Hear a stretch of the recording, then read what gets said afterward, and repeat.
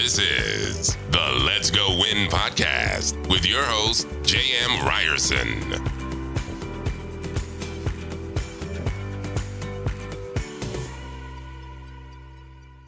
What's happening, you guys? Welcome back to Tuesday Tune-Up on the Let's Go Win podcast. Today, we're going to be, as always, talking about being happy, healthy, wealthy, but we're going to focus on wealth today and more specifically businesses. And it's something that I do for a living. I work with executives and their teams on really helping their teams be more productive and being clear on, who they are, what's their culture, how they behave, what are their goals. And that all sounds really basic, and I'm going to pull this up, but the one sheet is really what I'm hoping to get to, so that when you're done with going through all of this, that you can share from top to bottom, your entire organization, exactly who you are, what you stand for, what the goals are, why the company exists, what the why is, all of that stuff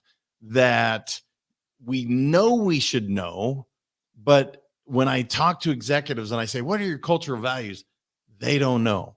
And one executive will say some values, and then the second executive will say a different set of values. Then I ask a third, and they'll say a different set of values.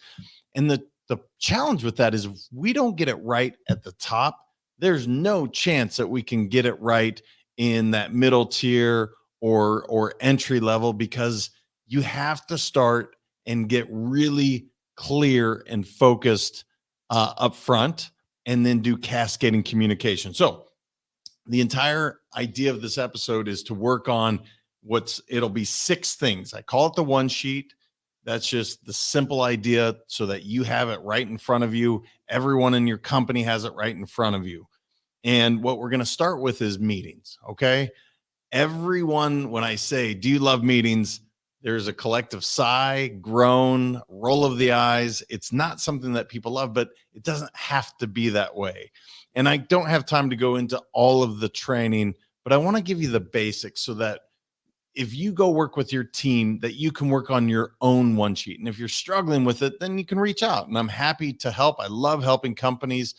It's something I'm passionate about. Just had a chance to help a company, actually pro bono, which was awesome. A company that I love. They've helped my son so much. And we had a chance to go through the entire winning team game plan and work on that. And so I'm going to be going back early June to really see how they did. Were they able to bring it all together? So every meeting is the first thing that we have on the one sheet. And the basic question that we want to ask at every meeting is, what are we looking to accomplish? And you want to verbalize that question, because often people show up at meetings because you told them so. It's because it's on the schedule and they just know to be there. But the truth is, it's not just the facilitators meeting. It's everyone in that room's, it's their meeting. And you want them to come with a very specific agenda of what they're looking to accomplish, and see if it aligns with what you are looking to accomplish. And there is a way to do a meeting cadence. Again, I don't have time to go through all of that, but the basic question is, what are we looking to accomplish today? And remind them that this isn't just my meeting as a facilitator. So the example is, I'm talking during this entire podcast. That would be a bad example of how you want to run a meeting. You don't want one person dictating all of it. You want interaction. You want people to know, what are we looking to get done today? Who's responsible for what? So when we leave, the expectations are extremely clear on why we met, what are we looking to accomplish, who's responsible for what. So we start the one sheet with every meeting. What are we looking to accomplish? Do we need to remind ourselves of that? Yeah, because typical meetings start off, you come in and you're like, hey, Bob, how was the weekend? And you start talking a little small talk about the weekend, and then immediately start into bitching about whatever's going on in the company. And then the meeting goes on, maybe an idea is brought up, and then we wrap up because time dictates that we're done, or people are just, they get tired. And the truth is, we can have much more effective meetings by just saying, what are we looking to accomplish today? Write it on the board, get it up there. Is there anything else that we need to do? Yes, no, whatever the answer is, and then dive into your meeting cadence. All right. What is our office why?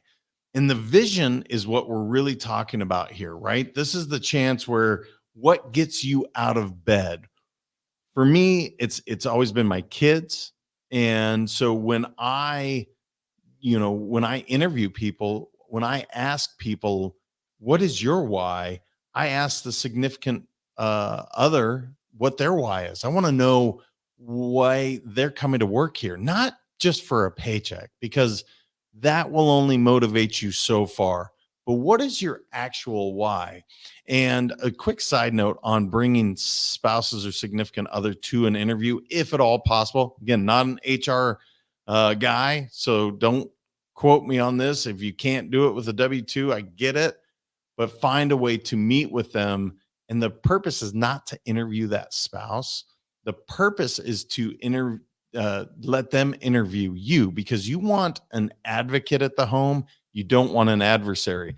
And so often we play the telephone game where you interview somebody and you gave them all this vision, and then they go home and they start playing the telephone game. Well, the problem is a lot of the telephone game gets lost, and they simply focus on maybe what the pay is, something exciting, but none of the real expectations. Well, next thing you know, you have a very irritated significant other at home, and now that employee is not looking to stay with you. And it's why retention is so challenging. So incorporate that in. Tell them what your office why is. Give that opportunity to not only the candidate, but the significant other to understand what that vision is of the company. And is your vision big enough for their vision to fit inside of it? If it's not, go back to the drawing board. You have to have a vision so big that their vision fits inside of it. Okay. So that's number two. First was every meeting, what are we looking to accomplish? Number two is, what is our office why? Why do we, why are we here? What gets us out of bed? The next one is, why does the company exist? Now, this is a very simple question, and it seems extremely simple. Like, why do we have to ask this? But we want to be exactly clear on what we do, so everybody is really crystal clear. Their objective is to if you sell baseball bats, that's why we exist, to be the best baseball bat uh, maker and seller in the entire country. Okay, cool. Now everybody knows exactly what they're doing. So there's tasks that'll come up that if they don't support being the best baseball bat, distributor in the country, that's probably not a priority. And this is where email gets involved. This is where you get a chance to really say, is that a priority? Get it down to the core three things and make sure that it's in alignment with being the best baseball distributor in the country.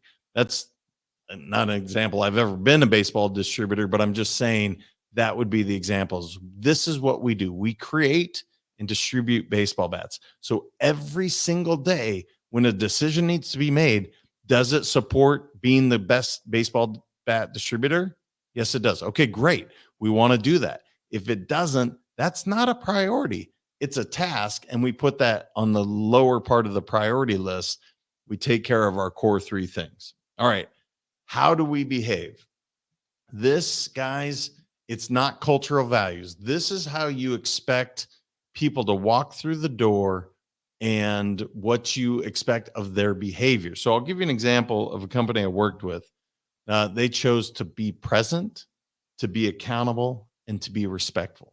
It also has the acronym of PAR. So PAR for the course, which is this is how it should be, is to be present, to be fully engaged. So the example here would be, if you're in a meeting, to be truly present, you have to put that cell phone down. You have to really engage with one another, not be doing three things at one time, but truly be present in the moment. Be accountable. This is, as you guys have heard many times on the show, do what you say you're going to do, commit to it. And if you mess up, if you didn't do it, just apologize. No problem. You didn't see it through, but make sure it doesn't happen again. And lastly, be respectful. Now, that sounds really basic, but the best way I explain this is most of the companies I work with, when I explain be respectful, that whether it's the CEO of the company, middle tier manager, account executive, the janitor, anyone in between, everyone's treated the same. Now, for some, they don't like that idea because they like the hierarchy and the CEO you're going to treat differently than you are. Again, maybe the janitor. I don't believe in that, or at least this company certainly didn't. So, how they expected to act is to be present, to be accountable, and to be respectful, and that helped with all of their if there were behavioral issues, you can go right to that and you can say, hey, you didn't do what you say you're going to do. Can you understand how that's outside of what we agreed to, the behavior of our company? And those examples don't have to be yours. You can come up with whatever you want to have a growth mindset, to be ultra competitive, to have a family feel. Once you describe it, now you can hold people accountable to this is how we behave. And the nice thing is people will immediately either buy in, this is what I where I want to be, or they will choose out to say, you know what, if having a family environment in a business is not something they're comfortable with, that gives them a chance to say, you know what, this isn't for me. I don't love being around family in a business environment. Cool. This isn't going to be a great fit for you. Then we get into what are our cultural values. Now, cultural values are what are innate to you. These are things that you have to have in order for your company to thrive. And we've seen in downturns when the companies that did well, they were clear on their culture. It wasn't they were ahead of strategy, wasn't that they had more money. It was literally, and we just saw this with the great resignation, the companies that stood the test of time, they were clear on who they were. What is the fabric of their company? What are the cultural values that they have? And so one of the companies I work with, or actually, you know what? I'll give you our family values because that's a personal thing that's easy to do. We have three cultural values. Why three? Because we can remember three. You try to go to six, which by the way, I've done, and you'll end up like me. You'll forget the values when you're speaking on stage in front of 1,500 people. Yes, that 100% happened to me. And let me tell you how smart I was. I actually added a seventh core value that day on stage. Couldn't remember the six, needed help. Now, here's what's interesting. After I got off stage, I did an informal pool with people around the company to ask if they knew what our core values were. Less than 10%, basically the people that well, shoot, it was way less than that. It was probably like 1%. The people that were in the room had a chance at all six core values. It's just too many. So we broke it down to three core values the next time before the next meeting, which a year later, I'm on stage doing the core values again. And I didn't forget. Got off stage, asked people about the core values. 90% of people remembered what our core values were because we introduced those every single meeting. We made sure to repeat it over and over. This is who we are, and we also simplified it down to three. The brain also it can remember three. So for our family, it's courage, fun, and love. Those are our three cultural values. And how that shows up is if Trey doesn't act courageously, that gives me a chance to say, hey, bud, do you see how when you were scared to study for your math test and you failed, how that wasn't acting courageously? Yeah, dad, um, or love. This happens all the time. We have two boys. TJ or Trey punches one another, and I can go to them and say, do you see how punching your brother isn't a form of love? Yeah, dad, I can see that. Instead of saying, you're terrible, you're wrong, you're a bad kid, I'm the dad, I'm going to spank you, you actually go to right to the cultural values that they agreed to say, remember when we said courage, fun, and love is how we want to show up? Yeah, I do. Okay, cool. So we don't have to have this conversation again. Same thing applies in business. So find those three cultural values. And the pro tip that I'll give is Get your executive team in a room. I would suggest no more than 6, and that's pushing it, to really popcorn the ideas of the values. And you're going to have a bunch on the board. And as you see the ones that really resonate with your team, that are really innate, circle those. And you'll end up with, I don't know, probably 10. And then you really go around the room to figure out who feels strongly about courage. With our family, courage, that was something that we all felt so strongly. We wanted to act courageously. Obviously, fun, that's a part of every cultural value of every company I've ever had. And then love, it's our family, man. We want to obviously love one another. But in the company, you want the same thing. You want people to know that this is who I am, this is what I represent, and I want the rest of the people to know that. And then lastly, what are your company goals? Now, I would suggest for your one sheet that you have your 90-day or your quarterly goals. Again, no more than 3. And I would also suggest maybe next to it that you have your yearly goals. You cannot tell people enough what the goals are and where we're at. What do we need to do to hit these goals?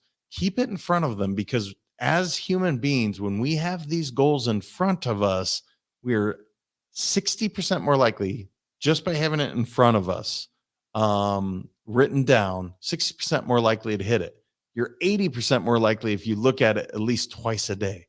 So if you know as a business that if I write down my goals, I share them, everybody's fully aware of them every single day, we're that much more likely to hit it. Why wouldn't you? So your one sheet, again, to break it down, what are we looking to accomplish at every meeting? What is our office why? What gets us out of bed? Why does the company exist? What do we do? How do we behave? What are our 3 cultural values? And ultimately, what are the company goals that we're looking to accomplish for the quarter and for the year? So guys, when you get down to it, your whole company will break down to this one sheet of paper that's in front of every single person. Now remember, you can't just say it one time and think that people are going to remember it. This takes repetitive times in the meetings, in front of them, to really get it ingrained in the head. Remember, it takes over 66 days was the most recent that I found on creating habits. 66 days in a row to create a habit. Does that mean if you miss a day that you won't create it? No, but that just tells you can't say it one time and think people are going to get it. That's why you want to get these one sheets and have them right in front of you.